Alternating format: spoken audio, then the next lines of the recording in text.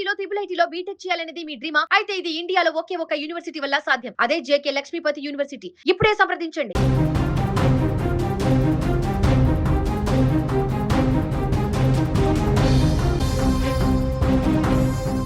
ఆంధ్రప్రదేశ్ అన్నదాతలకు ముఖ్యమంత్రి నారా చంద్రబాబు నాయుడు అదిరిపోయే good news చెప్పారు.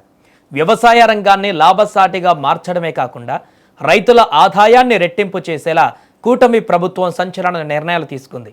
స్వర్ణాంధ్ర విజన్ 2047 లక్ష్యాలలో భాగంగా వ్యవసాయం, దానికి అనుబంధ రంగాల రూపురేఖలను మార్చేలా సీఎం చంద్రబాబు యాక్షన్ ప్లాన్ సిద్ధం చేశారు.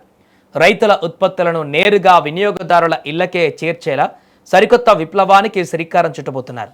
అసలు చంద్రబాబు సమీక్షలో తీసుకున్న ఆ కీలక నిర్ణయాలు ఏంటి, రైతులకు చేకూరబోయే లాభాలు ఏంటో ఇప్పుడు చూద్దాం. ఆంధ్రప్రదేశ్లో వ్యవసాయాన్ని కేవలం ఒక వృత్తిగా కాకుండా ఒక పండగలా మార్చాలని సీఎం చంద్రబాబు గట్టి పట్టుదలతో ఉన్నారు.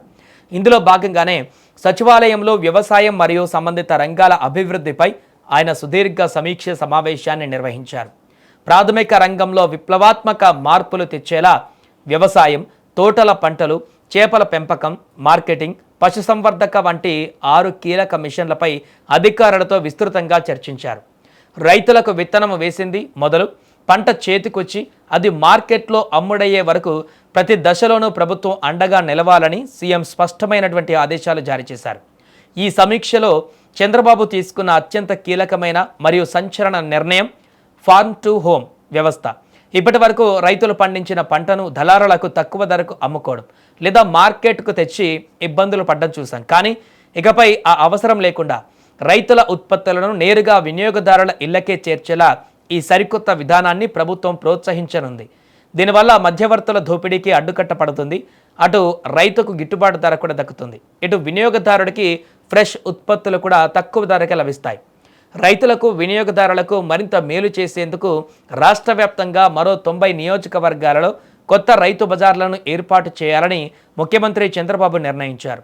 కేవలం కొత్తవి ఏర్పాటు చేయడమే కాదు, ప్రస్తుతం ఉన్న రైతు బజార్లను కూడా కార్పొరేట్ స్థాయిలో ఆధునీకరించబోతున్నారు.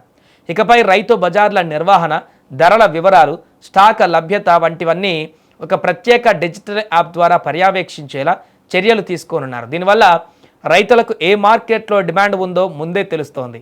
ప్రస్తుత కాలంలో ఆరోగ్యం పైన అవగాహన పెరిగి ఆర్గానిక్ ఉత్పత్తులకు డిమాండ్ విపరీతంగా పెరుగుతోంది. దీనిని దృష్టిలో పెట్టుకొని ఏపీలో ప్రకృతి సేద్యం ద్వారా పంటలు పండించే రైతులను ప్రత్యేకంగా ప్రోత్సహించాలని చంద్రబాబు నిర్ణయించారు. ప్రకృతి వ్యవసాయం ఉత్పత్తుల కోసం రైతు బజార్లలో ప్రత్యేక కౌంటర్లను ఏర్పాటు చేయనున్నారు.